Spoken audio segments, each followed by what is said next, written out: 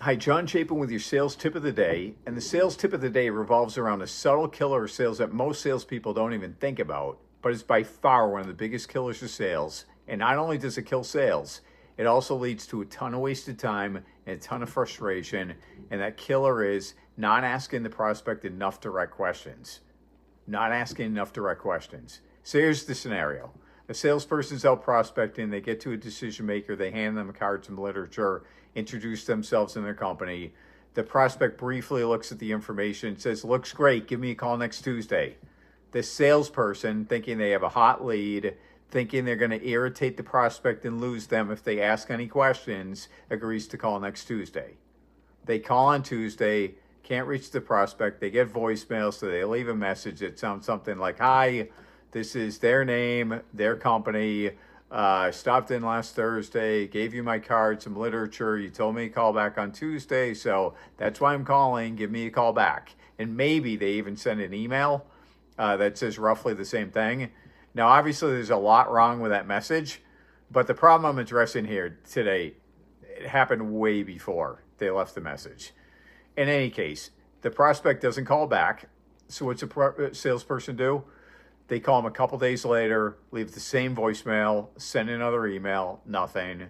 They try several more times, still no response. They're getting ghosted and they don't know why. Here's the problem. Most decision makers are simply trying to get rid of you by telling you to call next Tuesday. Why do they do that? Why don't they just say they're not interested right now? It's because they don't want to get in a debate with you, and the average person doesn't like to tell people no. So they tell you to call them next Tuesday, get rid of you as quickly as possible. And they do this because it works with 90% of salespeople. And when the salesperson calls back, the prospect just ignores them because they weren't interested anyway. Or by now, they may have even forgotten who the salesperson was and what they were selling at that point. So the average salespersons make a ton of calls, ton of follow-up calls to a bunch of people who aren't interested, and they're wasting a bunch of time and energy. They're getting super frustrated along the way while making very few sales, if any. So how do you end the frustration?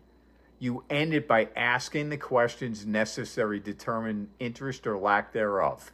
Most salespeople have an aversion to asking direct questions. They're afraid they're going to tick off the prospect and lose them. Please trust me on this one. You're only going to tick off the people who are lying to you about their interest because their goal is to simply get rid of you, and it's not working. As long as you come across as a professional who's worthy of respect and you make a proper connection, the truly interested people will be more than happy to answer your questions so you can best help them. So what does it look like to ask the necessary direct questions to determine interest? When someone says to call them next Tuesday, let them know you'd be happy to do that and find out what they're interested in talking about next Tuesday. Also, set up a specific appointment time. When someone asks for a quote or a proposal, tell them you'd be happy to get them the proposal. Then ask them if they're ready to move ahead, if they like what they see on the proposal. If they say yes, ask what they need to see. If they say no, ask what factors are preventing them from moving ahead, and refuse to do quotes for people who aren't ready, willing, and able to move ahead now. Ultimately, your questions will revolve around the when, what, why, and how. When is the prospect looking to make a decision? What specifically are they looking for? Why are they looking for that? Why are they looking to buy when they're looking to buy? And finally, how are they going to buy? By how, I'm referring to their buying process, along with how will they actually pay for the product. So regarding buying process, will they be looking at competitive products? What are the criteria to make a decision? Who else is involved in the decision? And how will they ultimately execute on their decision? The how behind the actual purchase may involve cash, financing, trade-in, etc.